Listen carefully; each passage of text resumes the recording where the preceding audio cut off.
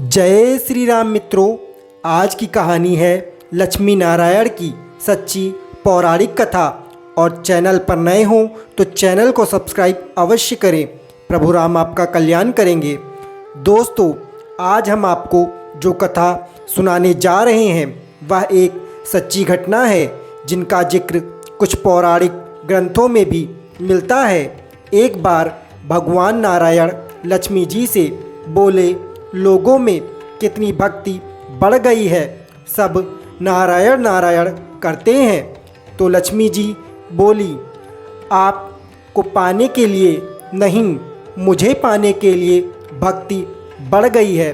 तो भगवान बोले, लोग लक्ष्मी लक्ष्मी ऐसा जाप थोड़े ही ना करते हैं।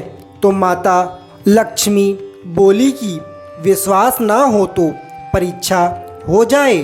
भगवान नारायण एक गांव में ब्राह्मण का रूप लेकर गए। एक घर का दरवाज़ा खटखटाया। घर के यजमान ने दरवाज़ा खोल कर पूछा, कहाँ से हो? तो भगवान बोले, हम तुम्हारे नगर में भगवान का कथा कीर्तन करना चाहते हैं। तो सेठ बोला, ठीक है महाराज, जब कथा होगी आप मेरे घर में रहना। गांव के कुछ लोग इकट्ठा हो गए और सब तैयारी कर दी। पहले दिन कुछ लोग आए। अब भगवान स्वयं कथा कर रहे थे तो संगत बढ़ी। दूसरे और तीसरे दिन और भी भीड़ हो गई। भगवान खुश हो गए कि कितनी भक्ति है लोगों में। लक्ष्मी माता ने सोचा, अब देखा जाए कि क्या चल रहा है। लक्ष्मी माता ने बुढ़ी माता का रूप लिया और उस नगर में जा पहुंची। एक महिला ताला बंद करके कथा में जा रही थी कि माता उसके द्वार पर जा पहुंची। बोली, बेटी जरा पानी पिला दें। तो वो महिला बोली, माता जी 3:30 बजे हैं, मेरे को प्रवचन में जाना है। लक्ष्मी माता बोली, पिला दे बेटी थोड़ा पानी, बहुत प्यास लगी है। तो वो महिला लोटा भर के पानी लाई। माता ने पानी पिया और लोटा वापस लौटाया तो सोने का हो गया था। यह देखकर महिला अचंभित हो गई कि लोटा दिया था तो स्टील का और वापस लिया तो सोने का। कैसी चमत्कारिक माता जी हैं। अब तो वो महिला हाथ जोड़कर कहने लगी कि माता जी, आपको भूख भी लगी होगी, खाना खा लीजिए। उसने ये सोचा कि खाना खाएगी तो थाली, कटोरी, चम्मच, गिलास आदि भी सोने के हो जाएंगे। किंतु माता लक्ष्मी बोली, तुम जाओ बेटी, तुम्हारा प्रवचन का टाइम हो गया। वह महिला प्रवचन में आई तो सही, लेकिन आसपास की महिलाओं को वह सारी बात बताई। अब महिलाएं यह बात सुनकर चालू सत्संग में से उठकर चली गईं। अगले दिन से कथा में लोगों की संख्या कम हो गई। तो भगवान ने पूछा कि लोगों की संख्या कैसे कम हो गई? किसी ने कहा, एक चमत्कारिक माता जी आई हैं नगर में, जिसके घर दूध पीती हैं या पानी पीती हैं तो गिलास सोने का हो जाता है। थाली में रोटी सब्जी खाती हैं तो थाली सोने की हो जाती है। उसी लालच से लोग प्रवचन में नहीं आते हैं। भगवान नारायण समझ गए कि लक्ष्मी जी का आगमन हो चुका है। इतनी बात सुनते ही देखा कि जो जजमान सेठ जी थे वो भी उठ खड़े हो गए, वहाँ से खिसक गए। पहुँचे माता लक्ष्मी जी के पास। बोले, माता, मैं तो भगवान की कथा का आयोजन कर रहा था और आपने मेरे घर को ही छोड़ दिया। माता लक्ष्मी बोली, तुम्हारे घर तो मैं सबसे पहले आने वाली थी, लेकिन तुमने अपने घर में जिस ब्राह्मण को ठहराया है ना, वो चला जाए तभी तो मैं आऊँ।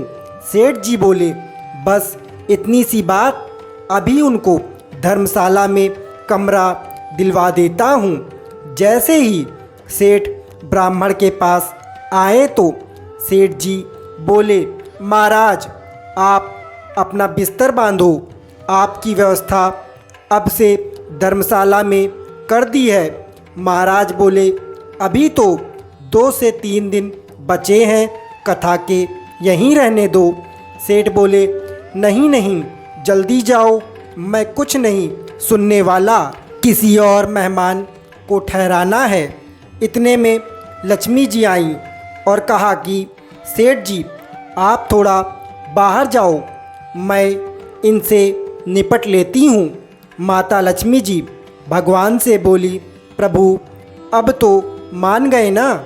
भगवान नारायण बोले, हाँ लक्ष्मी, तुम्हारा प्रभाव तो है, लेकिन एक बात तुमको भी मेरी माननी पड़ेगी कि तुम तब आई जब संत के रूप में मैं यहाँ आया। संत जहाँ कथा करेंगे वहाँ लक्ष्मी तुम्हारा निवास जरूर होगा। यह कहकर नारायण भगवान ने वहाँ से बैकुंठ के लिए विदाई ली। अब प्रभु के जाने के बाद अगले दिन सेठ के घर सभी गांव वालों की भीड़ हो गई।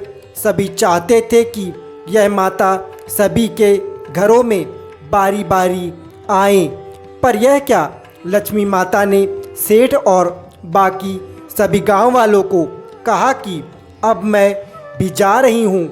सभी कहने लगे कि माता ऐसा क्यों, क्या हमसे कोई भूल हुई है? तब माता ने कहा, मैं वहीं रहती हूँ जहाँ नारायण का वास होता है। आपने नारायण को तो निकाल दिया, फिर मैं कैसे रह सकती हूँ? और वे अदृश्य हो गईं। अब उस सेठ और पूरे गांव को समझ में आ गया था कि स्वयं लक्ष्मी नारायण यहाँ आए थे और हम लोगों के लालच की वजह से चले गए। सब बहुत पछताते हैं। पूरा गांव मिलकर भगवान से रो रो कर क्षमा याचना करते हैं और अपनी गलतियों के लिए भगवान से क्षमा मांगते हैं। तो दोस्तों, इस कथा से हमें यह सीख मिलती है कि कभी भी किसी लालच के चलते किसी का अपमान नहीं करना चाहिए। जैसे सेठ ने ब्राह्मण को घर से निकालकर किया था। जो लोग केवल माता लक्ष्मी को पूजते हैं वे भगवान नारायण से दूर हो जाते हैं। अगर हम नारायण की पूजा करें तो लक्ष्मी तो वैसे ही पीछे पीछे आ जाएंगी, क्योंकि वो उनके बिना रह ही नहीं सकती। तो दोस्तों, कहानी अच्छी लगी हो तो चैनल को सब्सक्राइब अवश्य करें। बोलिए जय श्री राम।